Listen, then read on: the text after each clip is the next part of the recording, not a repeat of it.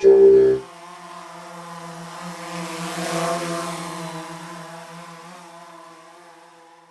up, droners? Brennan Edwards here from Droner Tech, brought to you by RemotePilot101.com. And today I want to talk to you guys about something that's not going to take a long time to talk about, but it's really important. And it's how do you do rentals or equipment rentals as a professional drone pilot? How do you charge for that?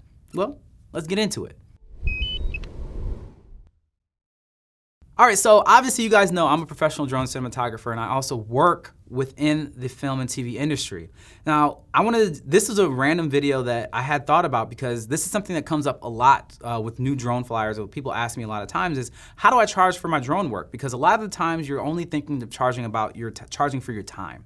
And like, how much time am I gonna be there? You know, a lot of people are like, well, they wanna pay me an hourly rate, or, you know, however that works. And I personally believe that there's a few different things, a few different elements about how you're supposed to be charging. And so on one side of it, you're supposed to charge for your time.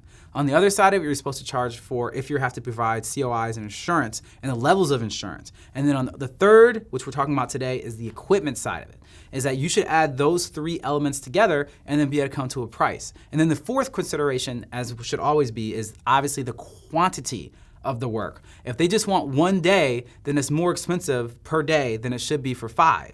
You know, unless you have a client that just has buku money. You know, typically if it's like, let's say if it's $5,000 for a day of drone work and they ask for 10 days, then you might give them a deal and say, okay, cool, I'll give you the whole thing for $3,800 a day, because, you know, buy more and save. You know, we've all grown up looking to do that when we're buying stuff from Costco or Walmart. There's no reason to be able to not be able to cut customers or clients a deal when they buy more. But that's neither here nor there. Let's talk about equipment rentals. The rule of thumb that you typically are looking for when you're looking at equipment rentals is that you want to charge 10% of the value of what you're using. And when I say the value of what you're using, I'm not saying 10% of the frame of the bird and the camera that's going up in the air. I'm saying 10% of the value of all of the equipment and gear that you bring that is necessary to complete the job. So for example, how much did the case cost that I had to bring this here in? How much of the entire set of batteries that I have, as well as the SSD cards or SD cards? You know, it's like all the gear that you needed to have to be a professional drone pilot, to be able to complete the job that you have been required to do, you charge 10% per day for the use of it.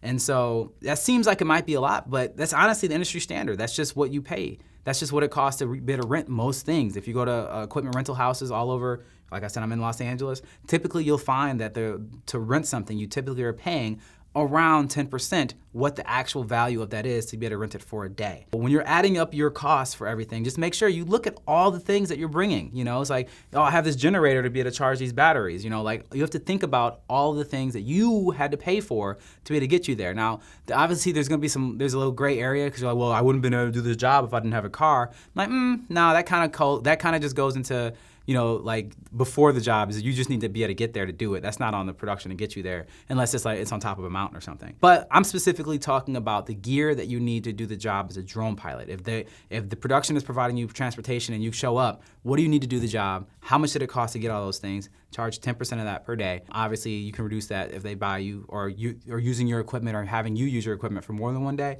But it was just a big thing that's been coming up a lot for me lately with a lot of new pilots that I've been working with that are, you know, wanting to know advice. And I was like, I'll just make a video that I could send them, and here it is. All right, guys, that's it. That's pretty much what I wanted to tell you guys about. I told you it'd be short, but information dense. And remember, this one was brought to you by RemotePilot101.com. And if you guys want to see more things like this, make sure you guys subscribe, like, comment, do all the things to interact so we know you love it. And as always, make sure you stay fly.